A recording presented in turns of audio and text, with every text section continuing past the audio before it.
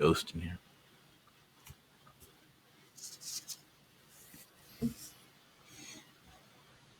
Welcome into WagerTalk TV. I am Drew Martin, joined by Rob Vino and Tony Finn of WagerTalk.com, and we're breaking down some Big 12 Conference college football on Saturday, 3:30 Eastern kick here. Robbie, coming to you first. We get the Cowboys, Oklahoma State, on the road in Waco, Texas, at Baylor. 56.5 being the total here, Robbie.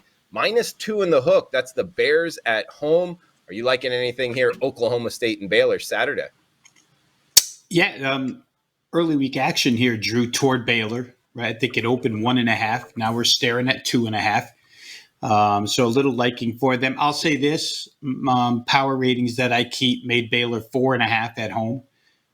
Maybe I give a little more for home field advantage, or maybe I just think Baylor's a little better than odds makers, or maybe they figured in for what's probably the biggest factor in this game, the revenge from last year's Big 12 title game where on 4th and goal, Oklahoma State tried to run wide and got knocked out of bounds at the half-yard line. And not only did they lose the Big 12 championship, but it cost them a spot in the college football playoffs. So obviously a circled game for OSU. They had a week off last week. Reading Mike Gundy's transcript of his press conference, they did a few things Monday through Wednesday that were just basic. And then Thursday, they started with the game plan for Baylor. And that game plan continued, of course, into this week now. So he seems to think they'll be ready. When you dig through these two teams, guys, there's really not a heck of a lot that I found that separation. I think they're kind of mirror images at this point in time, other than tempo.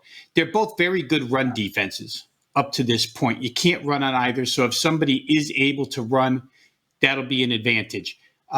Baylor probably is more battle tested schedule-wise. Baylor actually has gone on the road and played BYU and Iowa State. Oklahoma State hasn't played anybody to speak of as of yet, and they played every single game at home. So it'll be OSU's first road trip, but I don't suspect that venue is going to bother them here. I think that with Oklahoma State and Spencer Sanders, you always have to worry about the turnovers. And boy, Mike Gundy was asked about that, and he just said they trust him. They trust him out there. Yes, he improvises a little. Yes, he takes chances, but they trust his decision-making. He's had enough experience now. I think Blake Shapen last year in this game, in that championship game, threw 3 TDs and no interceptions. So from that standpoint, I think he would probably be calm and cool in this particular instance.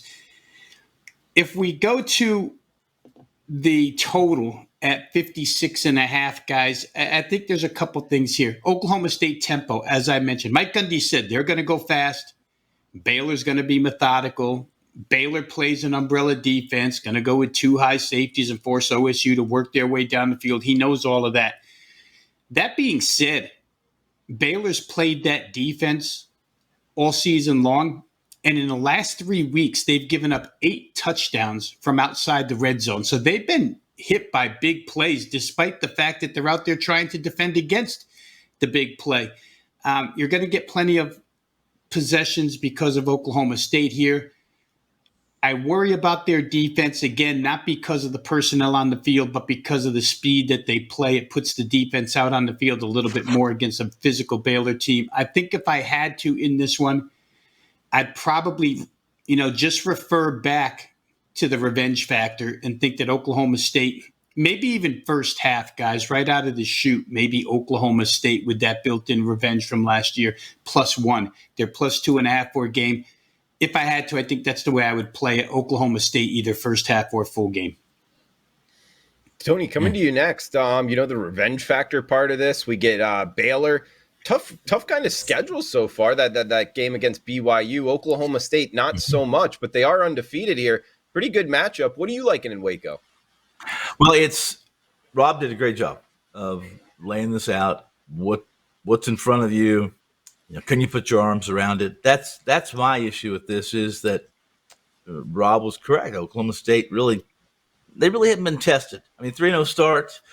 It's a pretty win, 63-7 over Arkansas Pine Bluff last time out. Spencer Sanders thrown for almost a grand, right? 915, 916, something like that, 10 touchdowns, 1 pick, completing 66% of his passes. You got Dominic Richardson, who has over 200 yards rushing, pair of scores, and then Braden Johnson. This team is equipped to compete and to compete for a Big 12 title.